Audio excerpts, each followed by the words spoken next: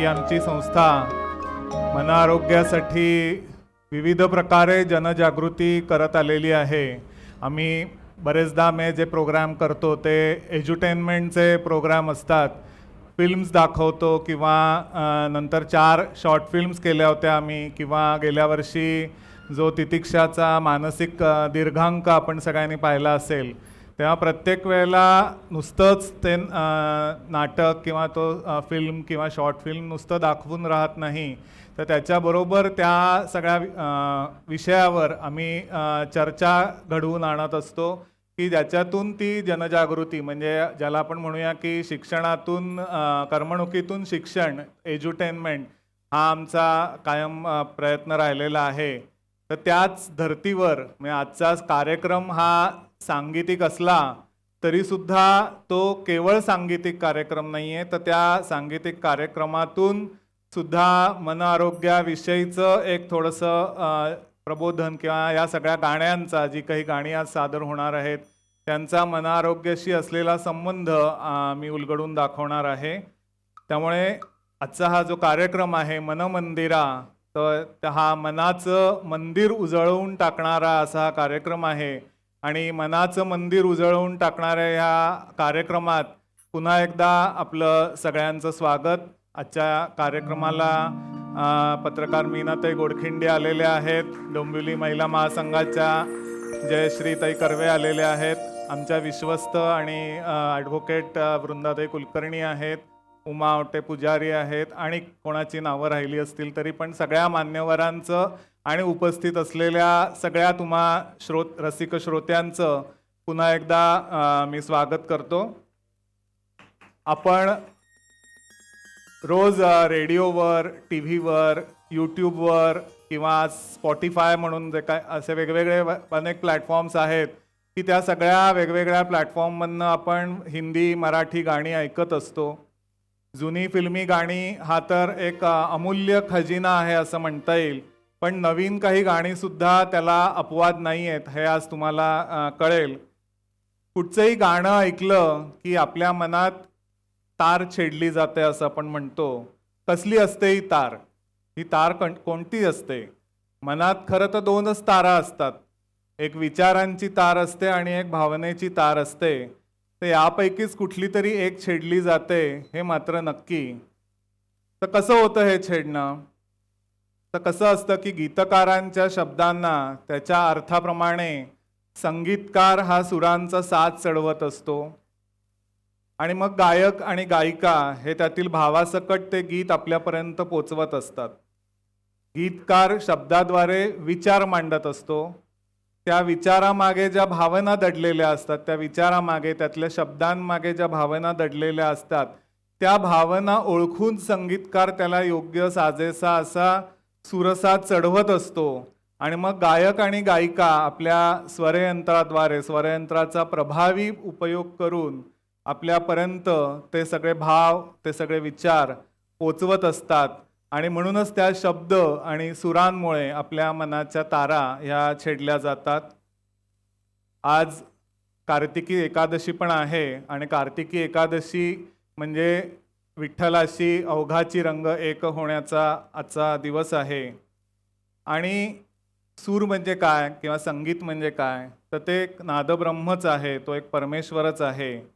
कवी सुधीर मोघे यांनी त्यांच्या कवितेत म्हटलेलं आहे की ओंकार अनादि अनंत अथांग अपरंपार, ओंकार अनादि अनंत अथांग अपरंपार, नाद ब्रह्म परमेश्वर, नाद ब्रह्म परमेश्वर, सगुण रूप साकार।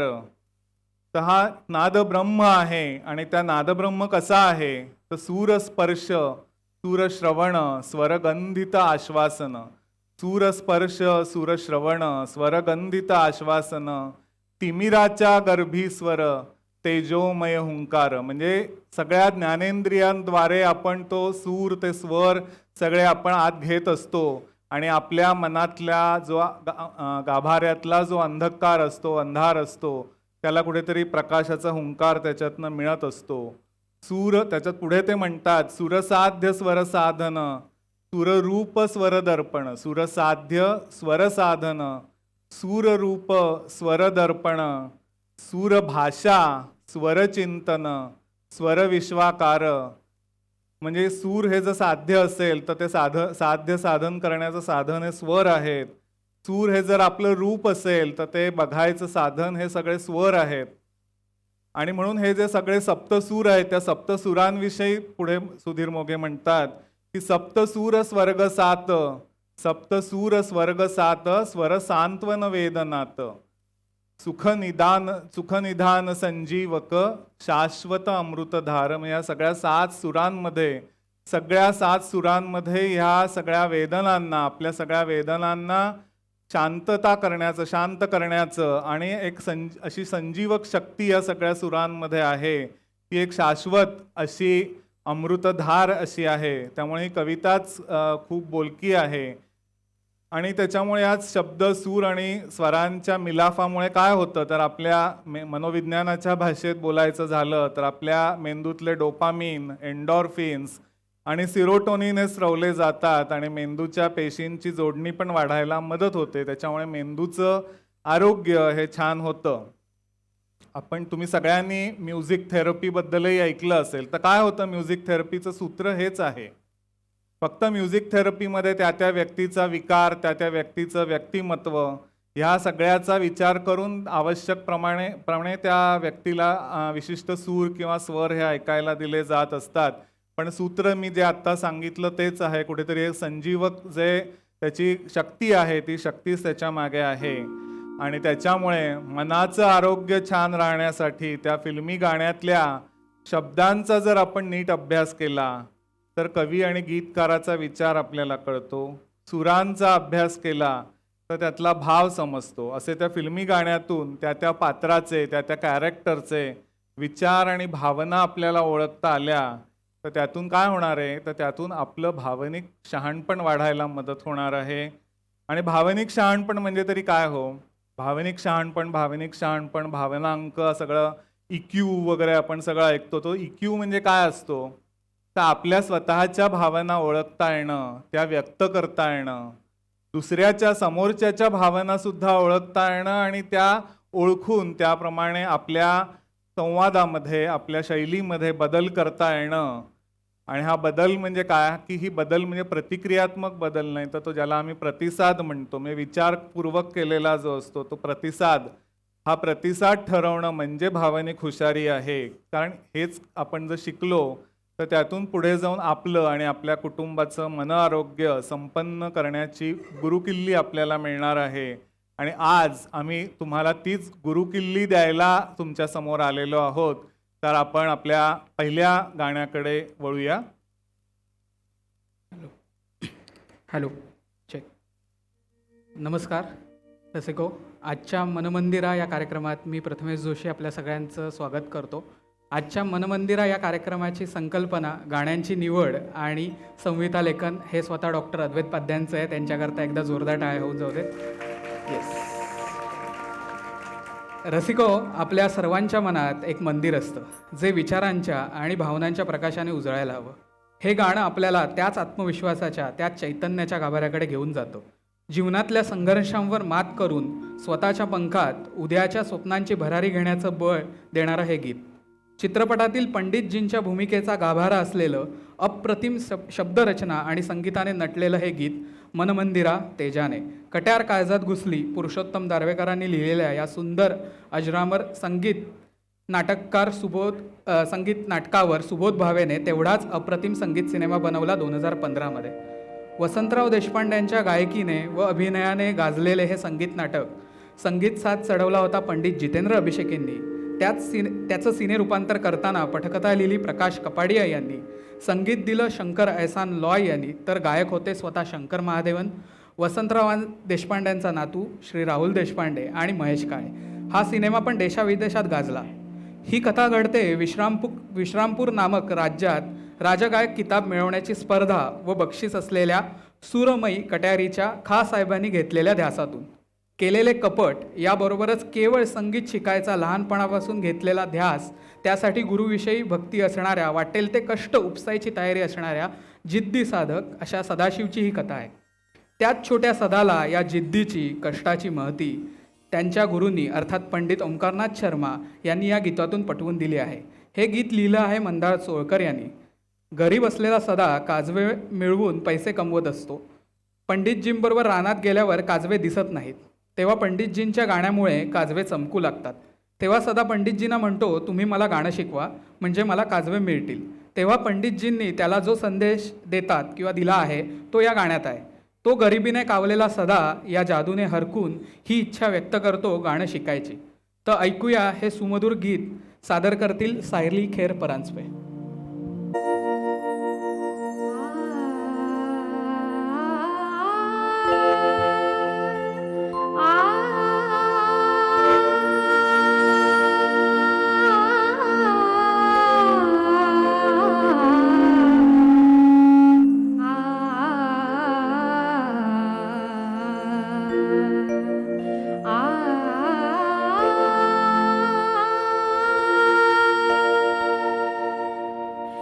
मन मंदिरा ते जाने,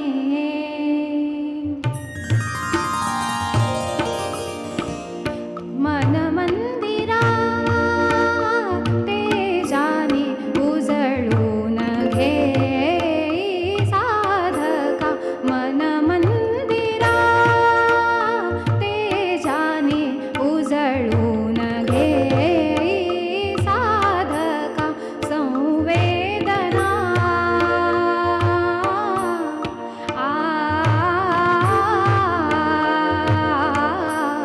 संवेदना संवादे सहवेदना जपताना मन मंदिरा.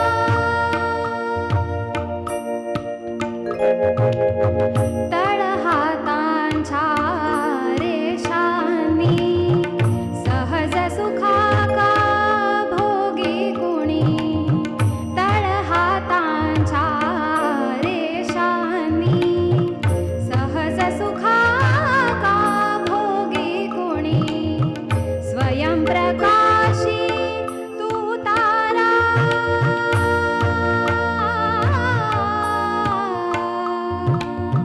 स्वयंप्रकाशी तू तारा. चैतन्याचा गाभारा, भरपंखातून स्वप्न उद्याचे. भरपंखातून स्वप्न उद्याचे. झेप घे रे पाखरा, उजळून घे साधका. मन मंदिरा ते जाने, उजळून घे साधका. मन मंदिरा, मन मंदिरा, मन मंदिरा. नी नी नी सा सा सा नी नी नी सा सा सा नी नी सा सा रे रे सा सा नी रा पा. मम पा मम पा मम पा मम पा मम नी दा प म ग रे सा नी सा. नी नी सा सा रे रे सा सा नी नी सा सा रे रे सा सा. मम पा म पा नी दा पा मम पा म पा नी दा पा. रे रे रे प नी सा मा ग रे. रे ग रे सा प नी मा नी दा पा. रे ग रे सा नी सा रे सा नी सा रे सा रे सा नी सा रे ग म रे सा रे नी सा रे ग म ग सा रा. रे रे रे रे रे रे रे ग रे सा सा नी नी नी. म प नी नी सा सा सा सा नी सा सा सा सा नी सा सा सा नी रे रे रे सा सा नी म म रे ग रे रे रे रे सा सा सा प नी सा सा सा प नी सा सा सा प नी सा रे रे रे रे रे रे रे. आ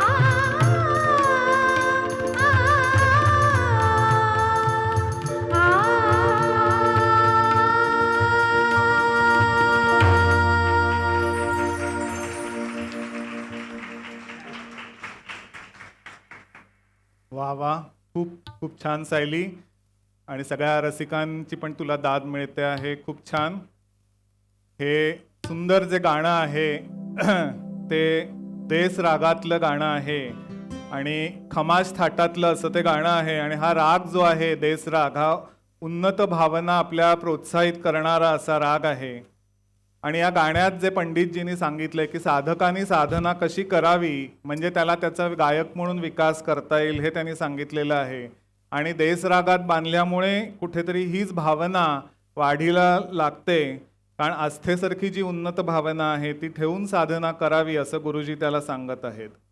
आता त्या गीतातले मंदार चोळकर यांनी लिहिलेले शब्द सुद्धा बघा किती बोलके आहेत की मन प्रकाशाने उजळवायचं असेल, की हे मन जर तुला प्रकाशाने उजळवायचं असेल, तिमिरातून तेजाकडे जायचं असेल तर 3 स महत्वाचे आहेत: संवाद, संवेदना आणि सहवेदना.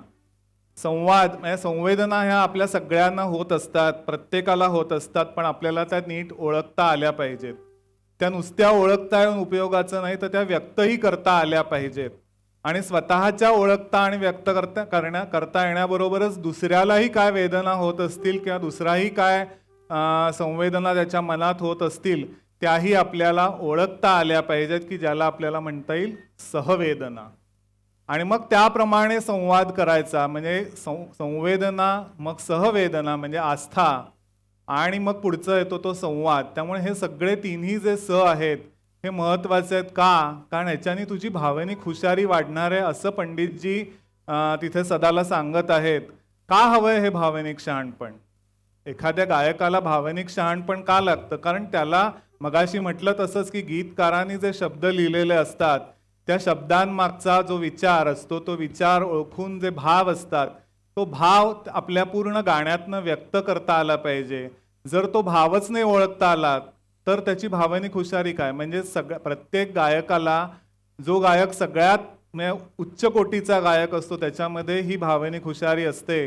तुम्ही जर लता मंगेशकर, आशा भोसले किंवा हे सगळे मोहम्मद रफी किंवा किशोर कुमार हे सगळे जुने आपले गायक जर बघितले त्या सगळ्यांकडे ही भावनिक हुशारी दिसेल की त्या गायक जी पडद्यावर अभिनेत्री किंवा अभिनेता जे काही भाव व्यक्त करत असतो ते भाव आपण उद्या नाही बघितले, नुसते रेडिओवर ऐकले तरी ते भाव आपल्या मनात येतात. का? कारण ही भावनिक हुशारी त्यांच्यामध्ये असते. आणि त्याच्यामुळे ही आस्था बाळगणं, ही भावनिक हुशारी आपण डेव्हलप करणं हे गरजेचं आहे. कारण ती भावनिक हुशारी असलेल्या व्यक्तीचे मंदिरच, मनाचे मंदिरच तेजोमय असतं. असा हुशार हो असं त्याला पंडितजी सदाला तिथे सांगतायत. आणि त्याचबरोबर नुसतं हे सांगत नाही तर पुढे तेच सांगतात की तळहाताच्या रेषांनी कोणी मोठं होत नाही. म्हणजे तळहाताच्या रेषा ह्या ॲक्च्युली हाताबाहेरचा घटक आहे, म्हणजे आपल्या नियंत्रणापलीकडचा घटक आहे. आपल्या हातात काय आहे तर ते पुढे म्हणतात स्वयंप्रकाशी होतारा. म्हणजे तुझा जो स्वयंप्रकाश आहे, म्हणजे तुझ्यातल्या ज्या क्षमता आहेत, तुझी जी मेहनत आहे त्याच्यावर तू भिस्त ठेवायला पाहिजे, तरच तू आकाशी झेप घेऊ शकशील. आणि हा जो विवेक आहे की आपल्या हातात काय आहे, आपल्या नियंत्रणात काय आहे, त्या घटकांचा आपण जीवनात पुढे जाण्यासाठी विचार केला पाहिजे. नशीब, तळहाताच्या रेषा ह्या आपल्या हातात कधीच नसतात, त्याच्यामुळे त्याचा विचार आपण नाही करता कामा. आणि सदा तुम्ही बघितलं असेल तर त्या सिनेमात पुढे तो सदाशिव हीच हे सगळं जी शिकवण आहे ती अनुसरतो आणि खराखुरा त्या कटारीचा हकदार तो शेवटी होतो. त्याच्यामुळे ही जी भावनिक हुशारीची शिकवण देणारं हे सुंदर गाणं आहे, ते सुंदर गाणं आपल्याला हे एक आपलं मनाचं मंदिर तेजोमय करणारं असं गाणं आहे. हे गाणं ऐकल्यानंतर आपण आता पुढच्या गाण्याकडे वळणार आहोत. पुढे वळण्याआधी एक सूचना की सगळ्यांनी आपले भ्रमणध्वनी सायलेंटवर ठेवावेत किंवा ऑफ करावेत, स्विच ऑफ करावेत. जगातील कोणतीही भाषा डोळे बोलतात, तितकी स्पष्ट कोणीच बोलू शकत नाही. डोळे फक्त बघत नाहीत तर त्यामागे दडलेल्या भावनांची, आठवणींची आणि कधीही पूर्ण न झालेल्या स्वप्नांची एक कहाणी सांगत असतात. दोन नयना एक कहाणी, मासूम सिनेमातलंच एक भावस्पर्शी गीत. छान सुरळीत चाललेल्या जीवनात एकदम विश्वासघात, तणाव निर्माण झाल्यावर होणारी मनस्थिती या गाण्याच्या शब्दातून आणि सुरातून छान दिसून येते. आरती मुखर्जींचा स्वर तो भाव आपल्यापर्यंत पोचवतो. आज हा भाव आपल्यापर्यंत पोचवतील अपूर्वा चितळे.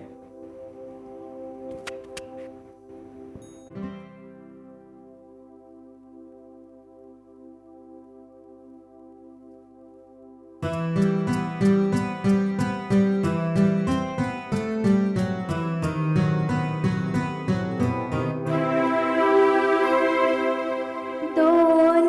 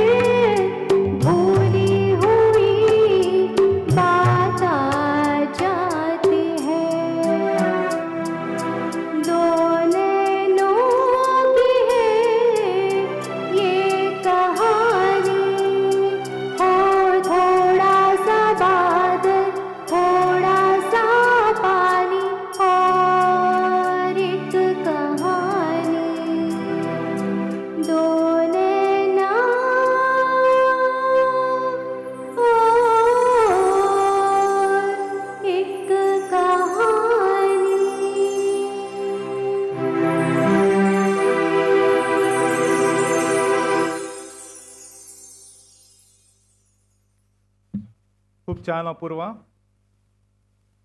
तुम्ही या सगळ्यांनीच हा सिनेमा बघितला असेल. मासूम सिनेमा अतिशय प्रसिद्ध सिनेमा होता.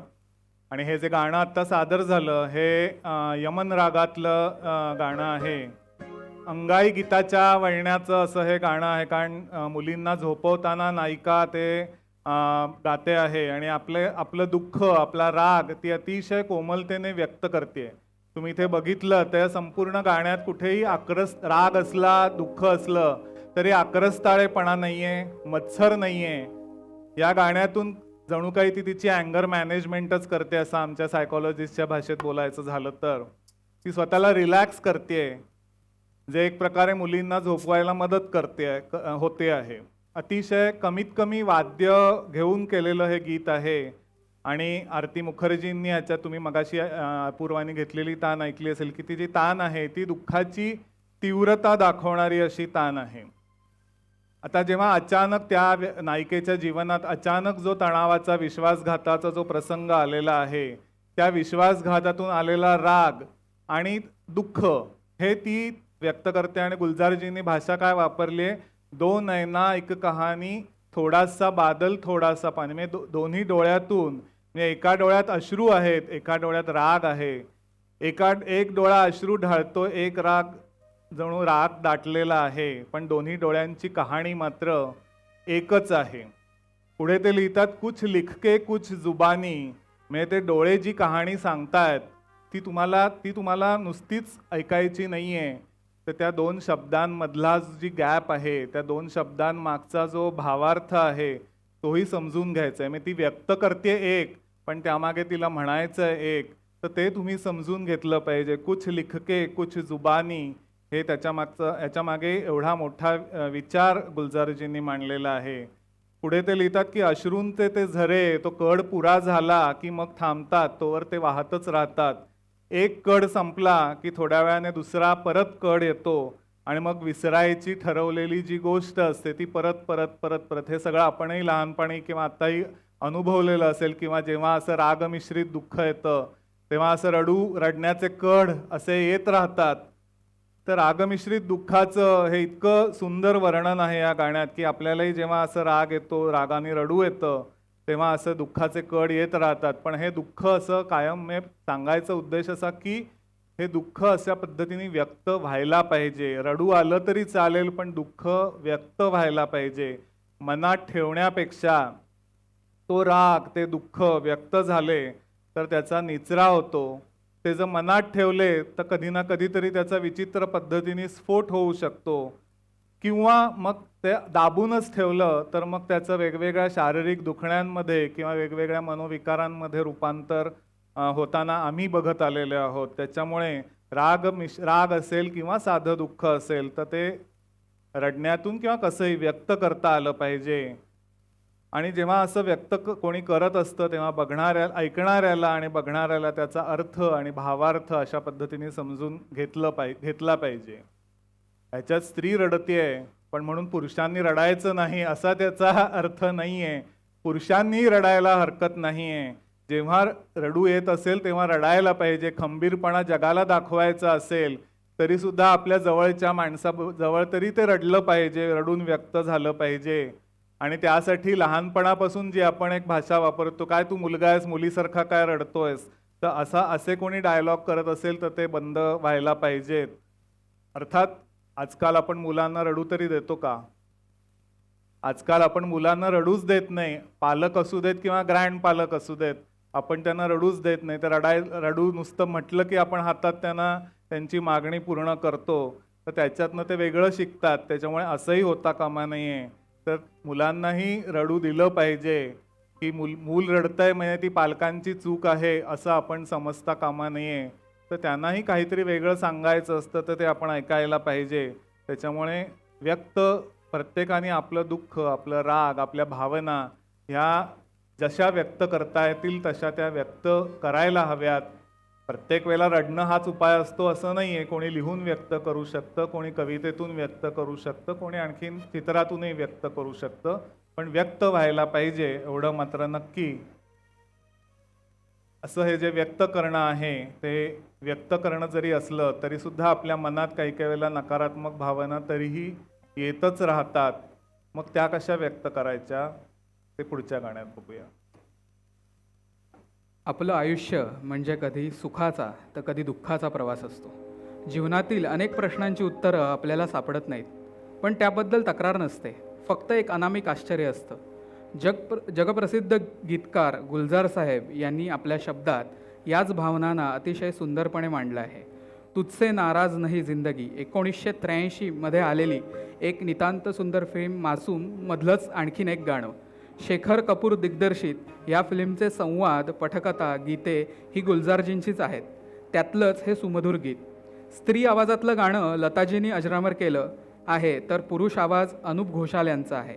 एरिक सीगलच्या मॅन, वुमन अँड चाइल्डवर आधारित असलेला हा सिनेमा. पत्नी व 2 मुलींच्या संसारात आनंदात रममाण असलेल्या नायकाच्या संसारात वादळ येतं. पहिल्या मुलीच्या वेळेस पत्नी गरोदर असताना परगावी कामासाठी गेलेला नायक तिथल्या स्त्री सहकारिणीच्या प्रेमात पडतो व त्यातून ती गरोदर राहते. हे त्याला माहीत नसतं, पण तो मुलगा 9 वर्षाचा असताना त्याची आई गेल्यामुळे तिथले बुजुर्ग नायकाला कळवतात व त्याची जबाबदारी घेण्याची विनंती करतात. तर नायक त्या मुलाला घरी घेऊन येतो. मुली छान स्वीकारतात, पण पत्नी हा विश्वासघात व त्याचं प्रतीक असलेल्या त्या मुलाला स्वीकारू शकत नाही. म्हणून त्याला परत बोर्डिंगमध्ये ठेवण्याचा निर्णय घेतात. तेव्हाच त्याला समजते की नायक हाच त्याचा बाप आहे.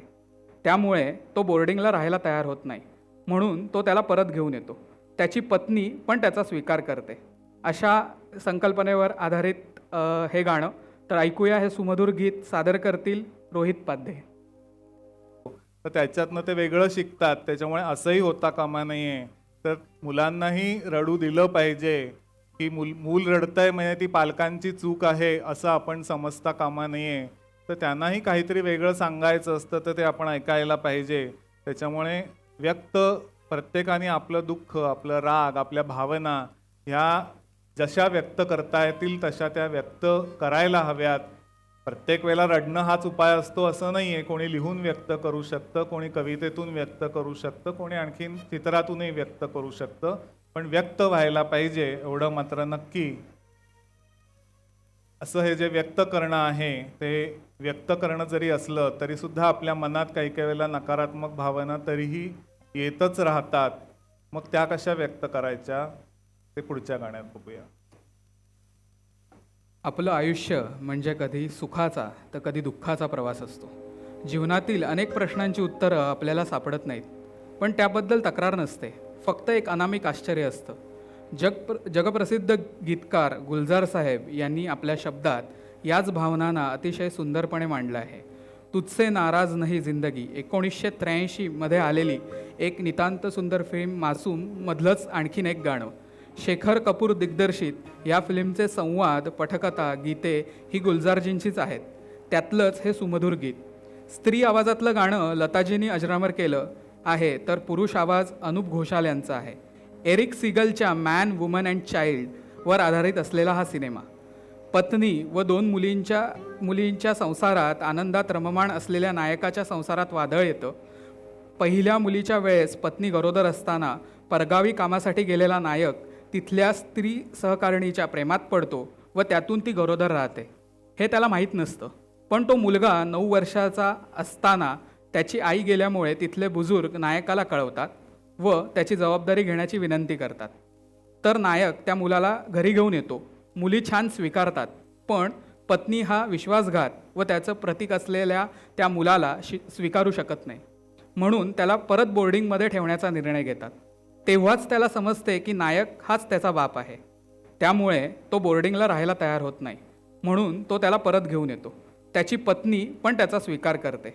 अशा संकल्पनेवर आधारित हे गाणं. तर ऐकूया हे सुमधुर गीत. सादर करतील रोहित पाध्ये.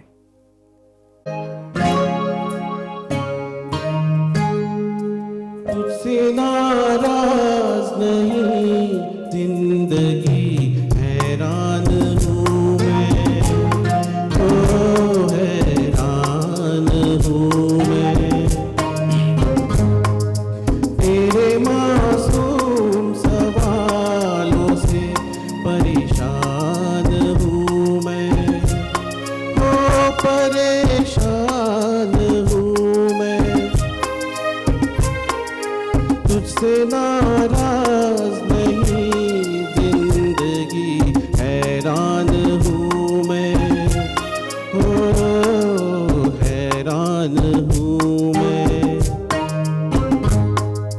तेरे मासूम सवालों से परेशान हूँ मैं, हो परेशान हूँ मैं।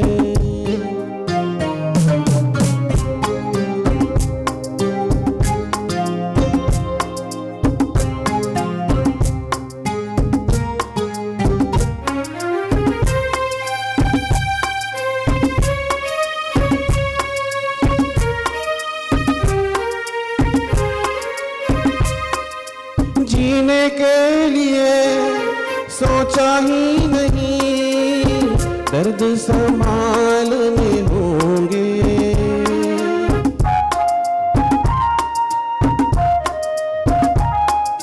जीने के लिए सोचा ही नहीं, दर्द संभालने होंगे। मुस्कुराए तो मुस्कुराने के कर्ज उतारने होंगे।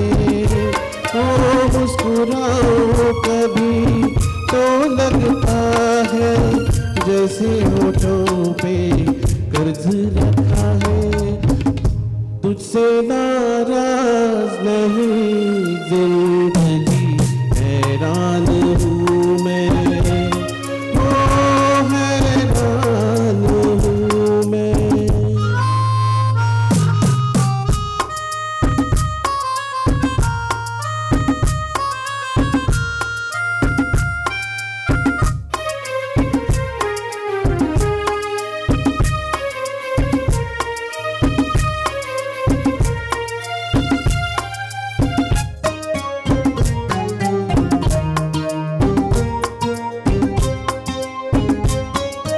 जिंदगी तेरे गम ने हमें रिश्ते नए समझाए।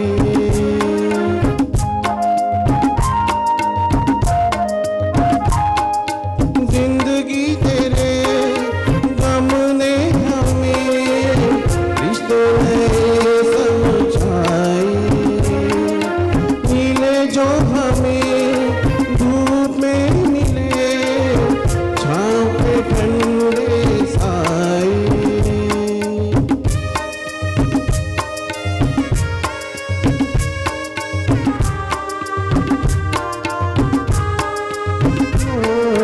तुझसे नाराज नहीं जिंदगी हैरान हूँ मैं, ओ हैरान हूँ मैं।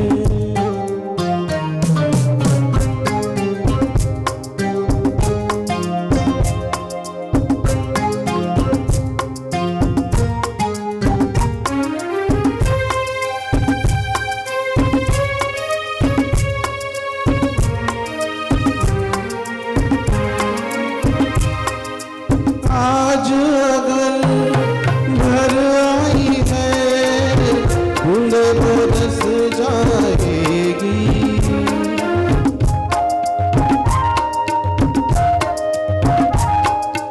आज अगर घर आई है बूंद बरस जाएगी। कल क्या पता इनके लिए आंखें तरस जाएगी। हो जाने कब तुम हुआ कहाँ खोया, एक आंसू छुपा के रखा था। हो तुझसे नाराज नहीं जिंदगी हैरान हूँ मैं, हो हैरान हूँ मैं। तेरे मासूम सवालों से परेशान हूँ मैं, हो परेशान हूँ मैं, हो परेशान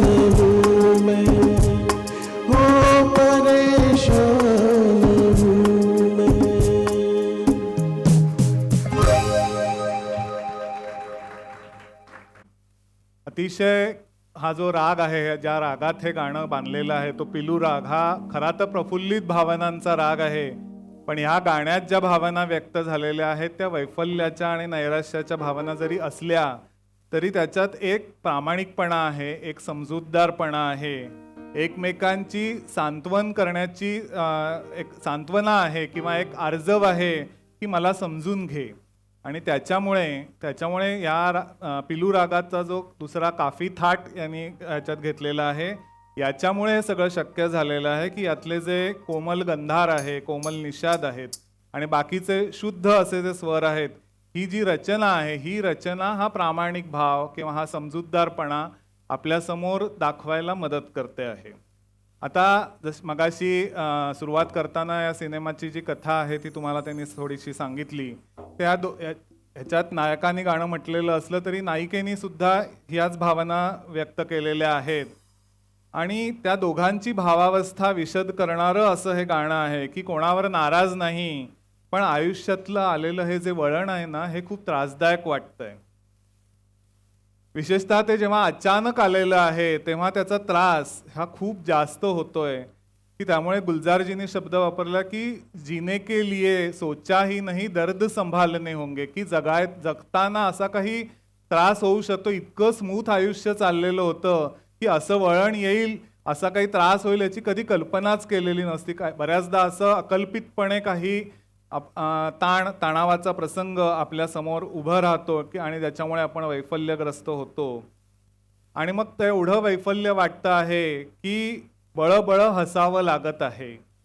त्याच्यासाठी सुद्धा गुलजारजींनी किती चपखल शब्दरचना केलेली आहे. कर्ज मुस्कुराने के लिए कर्ज उतारने होंगे, होठों पे कर्ज रखा है. की म्हणजे कर्ज म्हणजे काय असतं की आपण नसलेला पैसा कर्ज घेऊन उभारत असतो. तर इथे नसलेलं, येत नसलेलं हसू उसनं आणून हसावं लागतंय, उसनं हसावं लागतं आहे असं ते म्हणतायत. पुढच्या एका कडव्यात शेवटच्या कडव्यात जे त्यांनी म्हटलंय, कल क्या पता इसके लिए आंखें तरस जाएगी, जाने कब गुम हो गया कहाँ खो गया, एक आंसू छुपा के रखा था. की पुन्हा हे इतकं रडून रडून झालंय की आता अश्रू चाटलेले आहेत, पुन्हा एखादा अश्रू मिळेल की नाही माहीत नाही म्हणून एक अश्रू लपवून ठेवलेला आहे. म्हणजे इतकं जे दुःख आहे, इतकं सुंदर शब्दात ते दुःख गुलजारजींनी लिहिलेलं आहे. आपल्याही जीवनात अशी वळणं येतात तेव्हा आपल्याला खूप त्रास होतो, खूप वैफल्य वाटतं. आपण जगाला दाखवण्यासाठी हसण्याचा मुखवटा धारण करतो. आमच्या भाषेत आम्ही त्याला मास्क डिप्रेशन असंही म्हणतो की तो हसण्याचा मास्क घातलेला असतो पण आतमध्ये डिप्रेशन असतं.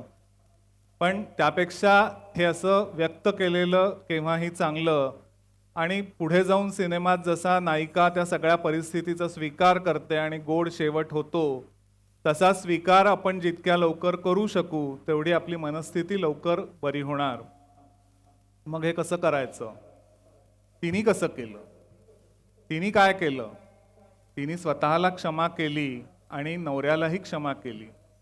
तिची त्या मुलाविषयी काही तक्रार नव्हती, पण तिचा राग नवऱ्यावर होता आणि आपल्या आयुष्यात असं कसं झालं म्हणून स्वतःवरचा राग होता. तर तिने दोघांना क्षमा केलं. तर क्षमा ही जी गोष्ट आहे ती अवघड गोष्ट आहे, पण ती बऱ्याच गोष्टी सोप्या करत असते.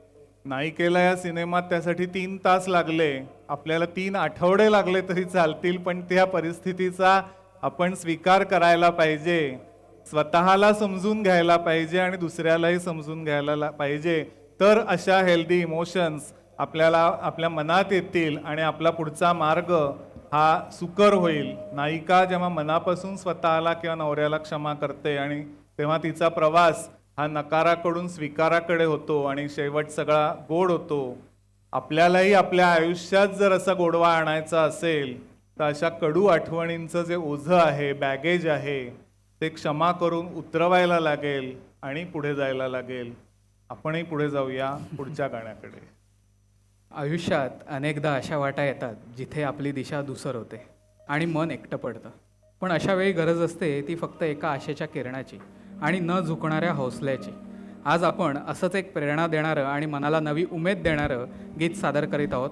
ये हौसला 2006चा एक सुंदर सिनेमा डोर. नागेश कुकनूर लिखित दिग्दर्शित या सिनेमातलं हे तेवढंच सुंदर गीत. मीर अली हुसेनच्या रचनांना सलीम सुलेमान यांनी संगीतबद्ध केलं आहे. सुप्रसिद्ध पार्श्वगायिका श्रेया घोषालने गायलेल्या या गाण्यात शास्त्रीय संगीत व राजस्थानी लोकसंगीताचं मिश्रण आहे. 2 स्त्रियांची त्यांच्या दुःखातून झालेल्या मैत्रीच्या बंधाची ही कथा आहे. एकीच्या नवऱ्याच्या दुसरीच्या नवऱ्याच्या हातून आखाती देशात झालेला अपघाती मृत्यू, त्याबद्दल त्या नवऱ्याला झालेली मृत्यूदंडाची शिक्षा जी फक्त मृत नवऱ्याच्या पत्नीने माफ केल्यास माफ होऊ शकणार असते. म्हणून तिच्या शोधात दुसरी येते. पहिलीशी तिची भेट होते, मैत्री होते, पण पहिला ती माफीचा प्रस्ताव देते तेव्हा ती व तिच्या घरचे अर्थातच नकार देतात. त्याचवेळी कर्ज निवारणासाठी पहिलीच्या घरचे तिचा सावकाराशी सौदा करायचा घाट घालतात. हे तिला समजते तेव्हा मात्र ती पळून दुसरीकडे जाते, तिच्या व स्वतःच्या मदतीसाठी. त्यांच्या आशावादाची मजबूत डोर त्यांच्या मैत्रीची डोर भक्कम करते. दोघींचा आशावाद, इच्छाशक्ती ही अचल असते. अशी अचल अढळ इच्छाशक्ती, आशावाद माणसाला कुठच्याही समस्येला सामोरे जाऊन मनात अनुरूप भावना ठेवण्यासाठी शक्ती देतो. तर ऐकूया हे सुंदर गीत सादर करतील Gaurav Kelkar. Check check check.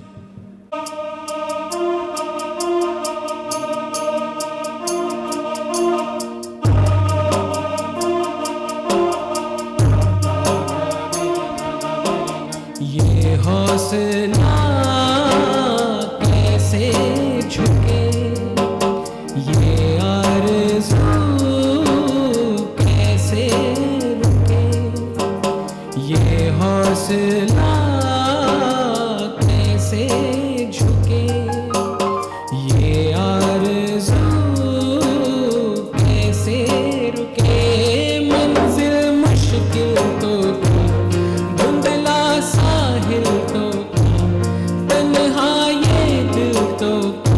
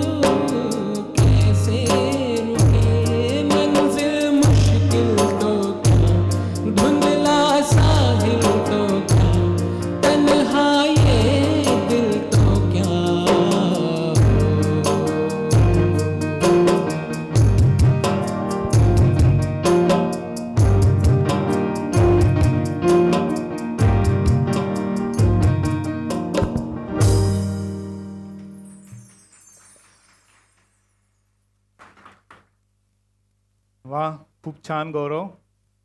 आणि सगळ्या कोरसचंही अभिनंदन.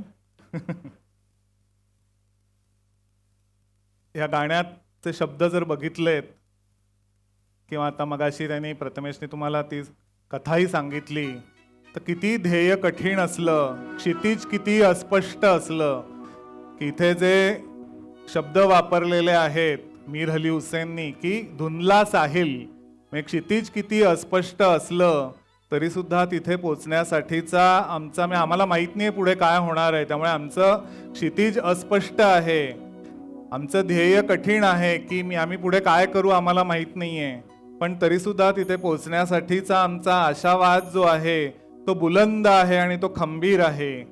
पुढे म्हटलं की धूप करेगी साये तले, म्हणजे आमच्या दुर्दम्य इच्छाशक्तीमुळे आम्ही काय की उन्हालाही आम्ही जुमानणार नाही, आम्ही त्या उन्हालाही सावलीच समजून पार करू, की काहीही अडथळे आले तरी ते आम्ही पार करू. म्हणजे रस्त्यावरच्या काट्यांची, रस्त्यांमधल्या अडथळ्यांची दोघींनाही कल्पना आहे, पण तरीसुद्धा पुढे जे म्हटलेलं आहे की सुबह फिर आएगी, म्हणजे हेही दिवस जातील, हा जो आशावाद आहे की हेही दिवस पालटतील, आमचे दिवस पालटतील, हा जो आशावाद आहे तो आशावाद इथे दिसतो आहे.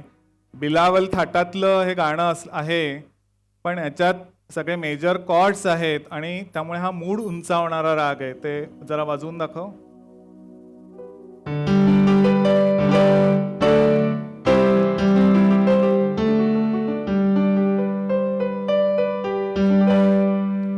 असे जे मेजर कॉर्ड्स आहेत हे कुठेतरी आपलं मूड उंचावायला मदत करत असतात आणि एकमेकींचं धैर्य इथे एकमेकींना उंचवायचं आहे, त्याच्यामुळे त्याच्यासाठी हा सगळा जो थाट आहे किंवा हा सगळा जो सुरांचा मेळ आहे हा त्याच्यासाठी योग्य असा मेळ आहे. आपल्या आयुष्यात पण अनेकदा मन खच्ची करणारे, विरूप भावना निर्माण करणारे प्रसंग येत असतात. ते बराच काळ चालूही राहू शकतात आणि मग त्याच्यामुळे मन अधिकाधिक निराश होत जाण्याची शक्यता असते. पण अशा वेळेला ते नुसते सहन न करता त्या विरूप भावनांवर नियंत्रण करून अनुरूप भावना प्रस्थापित करण्याची जी सिद्धी आहे तो हा दुर्दम्य आशावाद आपल्यामध्ये निर्माण करत असतो. संकटांशी सामना करण्याची जी ताकद आहे ती त्याच्यामुळे येत असते. यालाच आपण तितिक्षा किंवा रेझिलियन्स असं म्हणतो. सहनम सर्व दुःखानां प्रतिकारपूर्वकम चिंताविलापरहितम सा तितिक्षा गद्यते, ही तितिक्षेची व्याख्या आहे. तर असं म्हणता येईल की हे जे गाणं आहे हे या तितिक्षेविषयीचं गाणं आहे, हे त्या सहनसिद्धीविषयीचं गाणं आहे. त्याच्यामुळे हे लिहिणाऱ्या मीर अली हुसेनला आणि ते सगळं संगीतबद्ध करणाऱ्या सलीम सुलेमानला आणि गाणाऱ्या सगळ्या गायकांना खरंच आपण सलाम करूया. आणि असं हे गीत आपल्या समोर आणलेलं आहे आणि हे गीत जर आपण ऐकलं तर आपलेही हौसले बुलंद व्हायला नक्कीच उपयोग होईल. त्यामुळे अशी गीतं आपण ऐकली पाहिजेत. आता आपण आपल्या पुढच्या गीताकडे वळूया. मैत्री आणि जीवनातील सकारात्मकता यावर आधारित एक धमाल गीत आता आपण ऐकणार आहोत. जीवनातल्या सगळ्या चिंता, निराशा दूर फेकून मनसोक्त आनंदी होण्याचा संदेश देणारं हे गाणं. गुणगुण गुणारे 2012च्या अग्निपथ सिनेमातलं हे गाजलेलं गाणं. गीतकार अमिताभ भट्टाचार्य यांची ही रचना अजय अतुलने संगीतबद्ध केली आहे. तर हे सुंदर गाणं गायलं आहे सुनिधी चौहान व उदित नारायण यांनी. याच नावाच्या पहिल्या सिनेमात महानायक अमिताभ बच्चन यांनी रंगवलेली विजय दीनानाथ चौहानची भूमिका यात ऋतिक रोशननी केली आहे. अग्निपथ हे नाव अमिताभ बच्चन यांचे वडील प्रसिद्ध कवी हरिवंशराय बच्चन यांच्या अग्निपथ कवितेवरून घेतलं आहे. वृक्ष हो भले खडे, हो घने हो बडे, एक पत्र की छाव भी, मांग मत मांग मत मांग मत. अग्निपथ अग्निपथ अग्निपथ सादर करतील सायली खेर परांजपे आणि गौरव केळकर.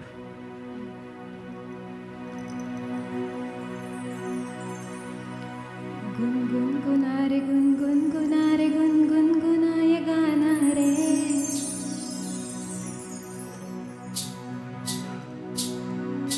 गुनगुनारे गुनगुनारे गुनगुनाय गाना रे.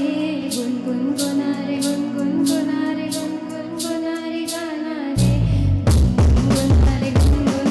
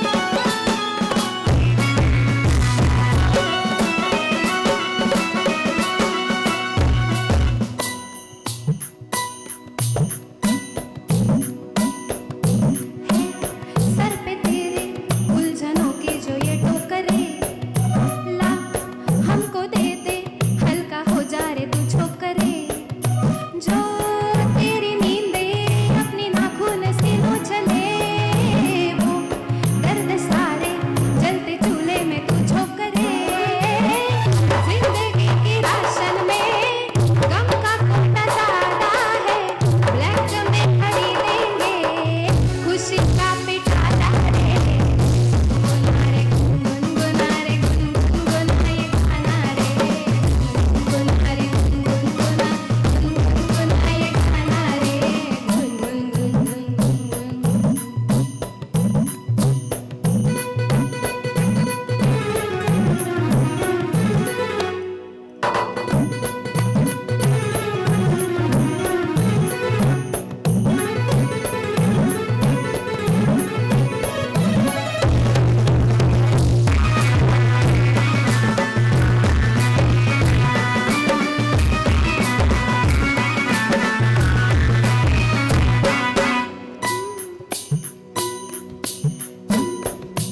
हाँ, तू मुँह फुला दे तो ये सूरज भी ढलने लगे, और तू मुस्कुरा दे चांद का बल्ब जलने लगे।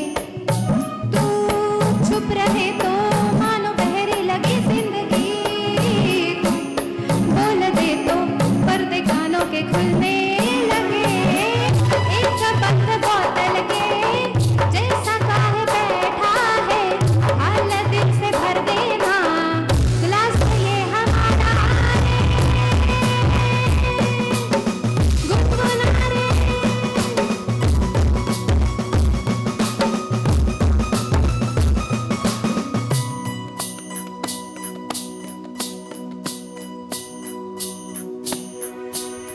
हमको यार खूंटी पे टांग दूंगा, थोड़ा उधार मैं एक मीनार तुमसे ही मांग लूंगा है।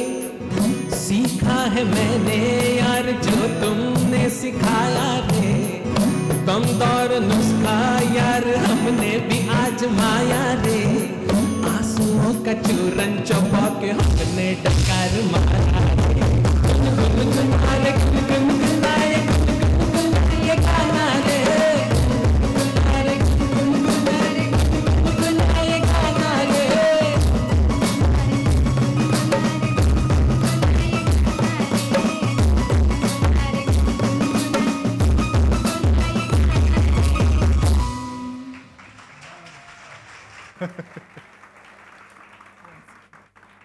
वन मोर आहे त्याच्यामुळे वन्स मोर नको. वा गौरव आणि सायली, खूप छान मजा आली. अग्निपथ सिनेमातलं गाणं आहे आणि त्याच जे नाव आहे ते हरिवंशराय बच्चन यांच्या कवितेवर आधारित आहे की वृक्ष हो भले खडे, हो घने हो बडे, एक पत्र की छाह भी, मांग मत मांग मत मांग मत.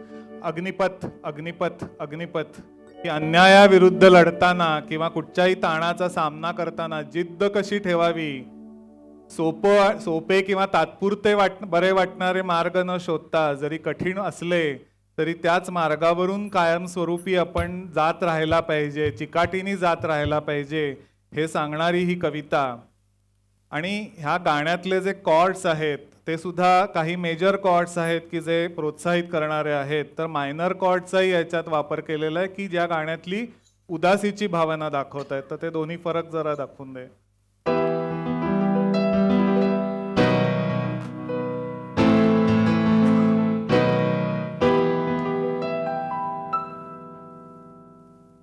की जो मायनर कॉर्ड होता तो उदासीची भावना दाखवते, तर सुरुवातीला जे मेजर कॉर्ड होते ते उत्साह प्रोत्साहित करण्याची भावना आहे.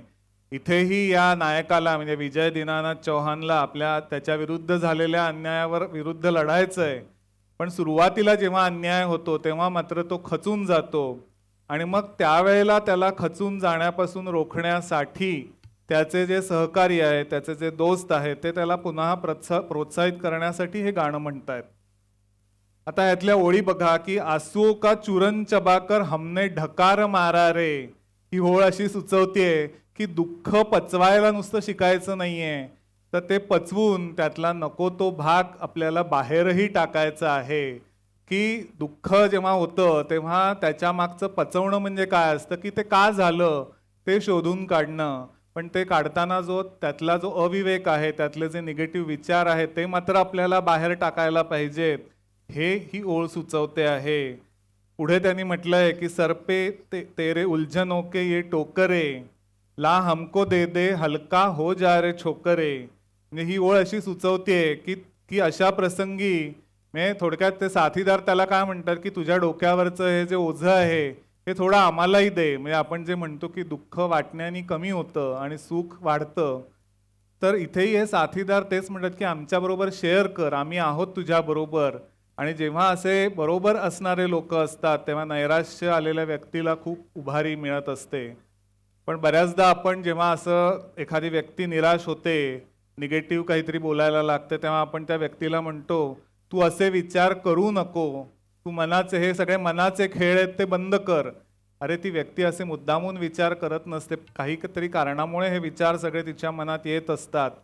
तर उलट अशा वेळेला ह्या सगळ्यांप्रमाणे आपण म्हणायला पाहिजे की आम्ही आहोत तुझ्याबरोबर, तुला जे काय मनात येतंय ते बोलून दाखव. आणि असं मोकळेपणाने बोलल्याने उलट लढायचं तुला बळ येईल आणि जिद्द वाढवायला मदत होईल. आणि मग आपण म्हणू शकू कि यह महान दृश्य है, यह महान दृश्य है, अश्रु स्वेद रक्त के, लतपथ लतपथ लतपथ, अग्निपथ अग्निपथ अग्निपथ. तेव्हाच त्या जिद्दीने तो माणूस त्या अग्निपथावरून चालू शकेल. आणि असं जिद्दीने सततच्या ताणाचा सामना करत किंवा त्या ताणासह जगत किंवा त्या विकारासह जगत नॉर्मल दैनंदिन आयुष्य जगत राहणं हे अग्निपथावरच चालण्यासारखं आहे.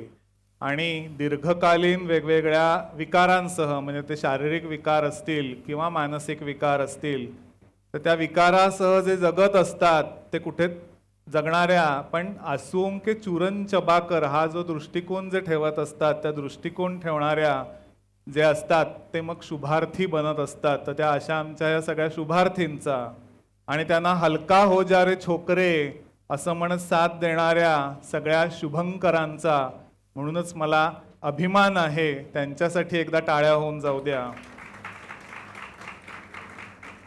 आणि मग अशी जेव्हा जिद्द येते, जिद्द आणि जिद्दीने हे करण्यासाठी कोणत्या निगेटिव्ह भावना, जेव्हा आयुष्यात यशस्वी व्हायचं असेल तेव्हा आपल्याला कोणत्या निगेटिव्ह भावना बाजूला ठेवायला पाहिजेत हे सांगणारं पुढचं गीत आम्ही घेऊन येत आहोत.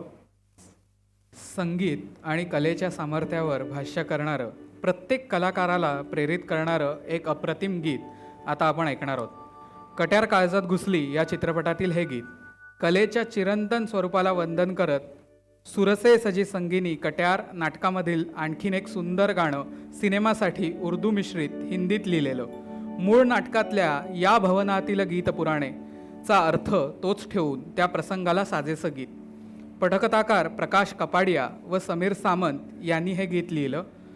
कपटाने पंडितजींचा आवाज बंद करून राजगायक पद मिळवलेले खासाहेब पंडितजींना रिकाम्या केलेल्या हवेलीत राहायला येतात. राजगायक पद मिळूनही ते शांत नाही झालेत. स्वतःविषयीचा अहम तर आहेच, पण पंडितजींविषयीचा द्वेष मत्सर कायम आहे. या सगळ्या भावना दाखवणारं हे गीत ऐकूया. सादर करतील गौरव केळकर.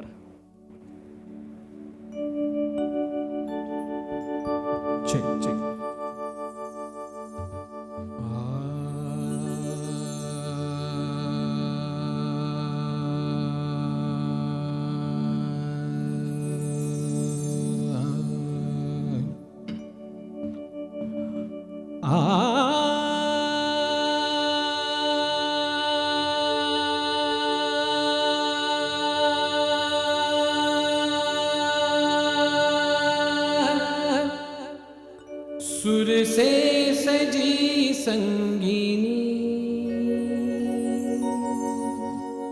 संगीनी, सुर से सजी संगीनी संगीनी, सुर से सजी संगीनी संगीनी, सुर संगीनी रागिनी, ले जा तू संग अपनी धुन अपनी सुर अपनी, सुर से सजी संगीनी संगीनी, सुर संगीनी रागिनी, ले जा जुबान अपनी तान अपनी शान अपनी सुर से सजी संगिनी संगिनी सुर संगिनी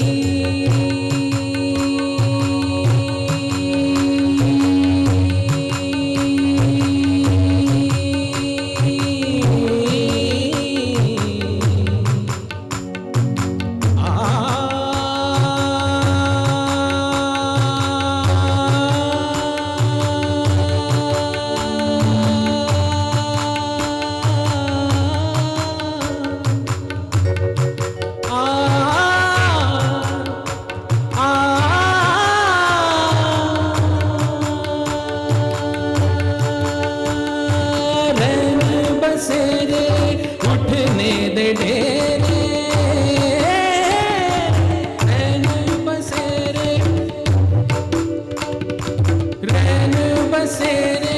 उठने दे डेरे अब मेरी तन्हाई हो नाम तेरे अब मेरी तन्हाई हो नाम तेरे मिटेंगी दीवारें खुलेंगे दरीचे हमारे सुरों से सजेंगे बगीचे ये झर हुनर सब चलन पाएंगे ये चलन सुर ये बिछाएंगे फन पर कफन तेरी सुर से सजी संगिनी संगिनी सुर संगिनी रागिनी ले जा जुबान अपनी शान अपनी तान अपनी सुर से सजी संगिनी सुर संगिनी सुर संगिनी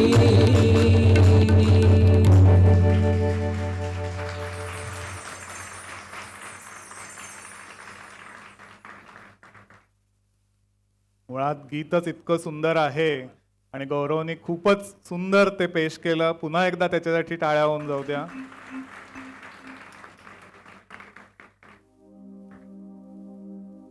की इथे गाण्यातले पुन्हा जे समीर सामंतनीले बोल आहेत त्याच्यात त्यांनी तेच म्हटलेलं आहे की पंडितजी तुम्ही तुमची शांत धून तुमचे सगळे शांत सूर सगळे बांधून या पेटीत घेऊन जा.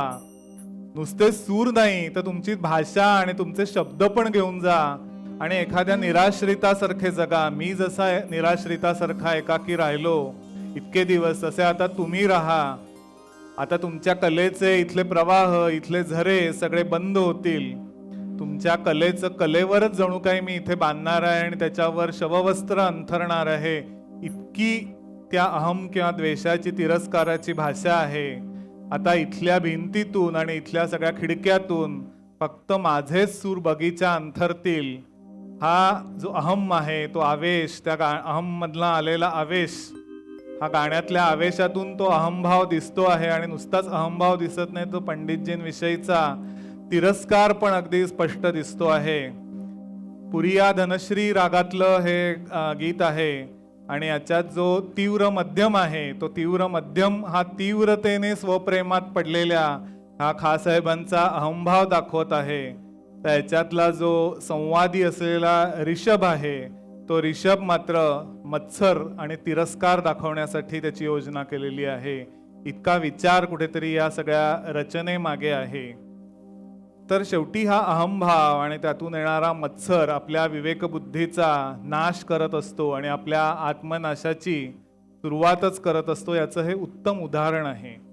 दासबोधामध्ये समर्थांनी लिहिलेलं आहे की अभिमाने उठे मत्सर मत्सरे ये तिरस्कार पुढे क्रोधाचा विकार प्रबळ बने. हा जो क्रोध आहे हा इथे त्या सगळ्या शब्दांमधनं दिसतोय. तर याच क्रोधाविषयी पुढे विनोबांनी गीताईत लिहिलेलं आहे की क्रोधातुनी जडे मोह मोहाने स्मृती लोपली. क्रोधातुनी जडे मोह मोहाने स्मृती लोपली. स्मृती लोपे बुद्धिनाश म्हणजे आत्मनाशाची. म्हणजे ज्या क्रोधातून त्या सगळ्या राजगायक पदाचा मोह त्या खासाहेबांना झालेला होता तो त्या ह्याच्यातनं तो अहमभाव आलेला होता आणि त्याच्यामुळे तिथे कुठेतरी त्यांची सारासार विचारशक्ती संपलेली होती की त्याच्यामुळे पंडितजींनी त्यांच्या त्या शिष्याला म्हणजे सदाला पाठवलेलं असतं की तू खासाहेबांकडनं गाणं शिक. तर ते उलट त्याला रागावतात त्याला वाईट वागवतात आणि तरी पण तो सदा पंडितजींच्या शिकवणीप्रमाणे तिथेच विवेकीपणे विचार करत हवेलीत काम करत राहतो आणि काम करता करता जे सूर कानावर पडतात ते त्यातून शिकत राहतो आणि पुढे ग्रामोफोनवरून पंडितजींचं गाणंही तो शिकतो एकलव्याप्रमाणे आणि या सगळ्यातून पुढे तो खासाहेबांना हरवतो. म्हणजे कुठेतरी त्याचाही अपमान झालेला असतो, त्यालाही कुठेतरी राग आलेला असतो, पण तो क्रोध येत नाही, त्याला राग येतो पण त्याला क्रोध येत नाही. हा जो फरक आहे, कारण तो त्याच्यातनं विवेकाने मार्ग काढतो की आपलं ध्येय काय आहे, गायक बनण्याचं, मग हे सगळं सहन करायला पाहिजे, सहनम सर्व दुःखानम, आणि मग तो विवेकाने त्याच्यातनं मार्ग काढतो. तर त्या उलट अहंभाव आणि क्रोध आणि मत्सर जो खासाहेबांकडे असतो तो त्यांना पर्यायाने विनाशाकडे आणि अविवेकातून विनाशाकडे घेऊन जातो. तर त्याच्यामुळे अहंभाव हा आपण कायम टाळला पाहिजे आणि विवेकाचीच कास धरली पाहिजे असं इनडायरेक्टली सांगणारं हे गाणं आहे की ह्या माहितीचा, या ज्ञानाचा खजाना कुठेतरी या पेटीतून, सुरांच्या पेटीतून आपल्याला मिळालेला आहे असं आपण समजूया. आणि असंच हे जे मन आहे आपलं, ते मन आणखीन कोणत्या पद्धतीने आपल्या समोर येऊ शकतं ते सांगणारं पुढचं गाणं आज आता आपण ऐकणार आहोत.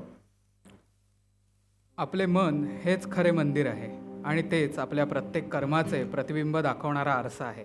या आरशावर धूळ जमू देऊ नका, कारण मन हेच देव आहे आणि मनच ईश्वर आहे.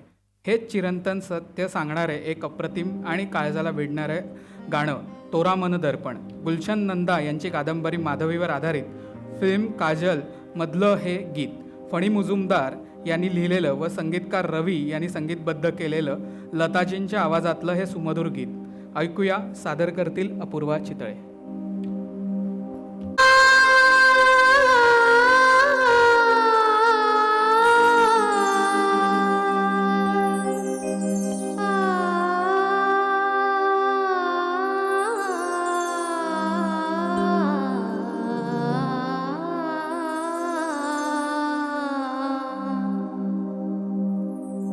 प्राणी अपने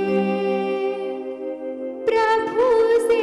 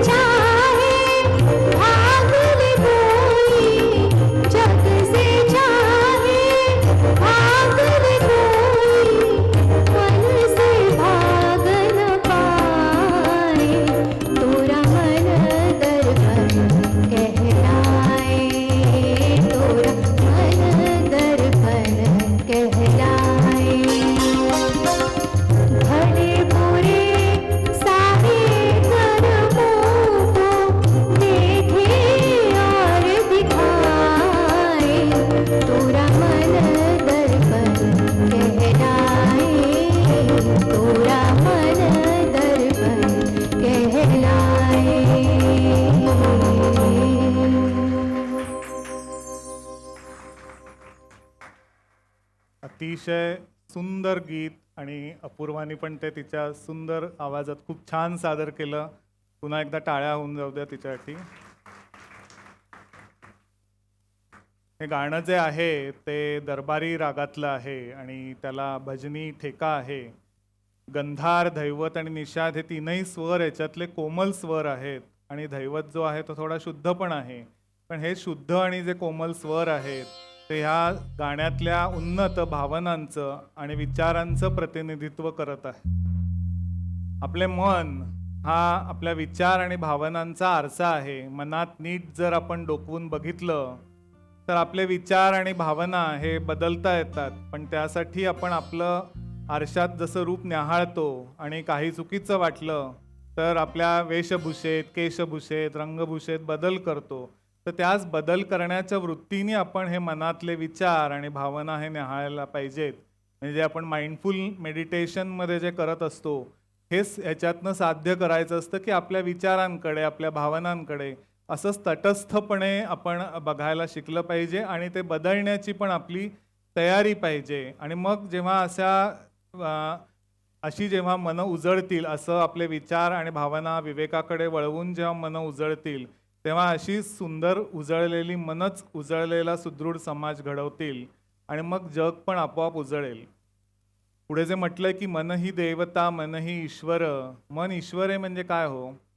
तर ईश्वराच्या ज्या भावना आहेत किंवा ईश्वरीय अवतारामध्ये ईश्वराने मानवाच्या अवतारामध्ये ज्या भावना दाखवल्या त्या म्हणजे आस्था, करुणा, क्षमा, सहिष्णुता, त्या उन्नत भावना किंवा मानवतेच्या भावना जर असतील तर मग नक्कीच आपलं मन ईश्वर झालेलं आहे असं आपल्याला म्हणता येईल. म्हणजेच काय तर ईशावास्य उपनिषदात जसं म्हटलेलं की ईशावास्यम इदम सर्वम, की आपल्या आजूबाजूच्या सर्वांमधला जो ईश्वर आहे त्या ईश्वराकडे आपण बघितलं पाहिजे. म्हणजे आपण समाजासाठी काहीतरी केलं पाहिजे. समाजातल्या प्रत्येकाकडे, पीडितांकडे किंवा प्रत्येक माणसाशी आपण आस्थेने, करुणेने वागलं पाहिजे.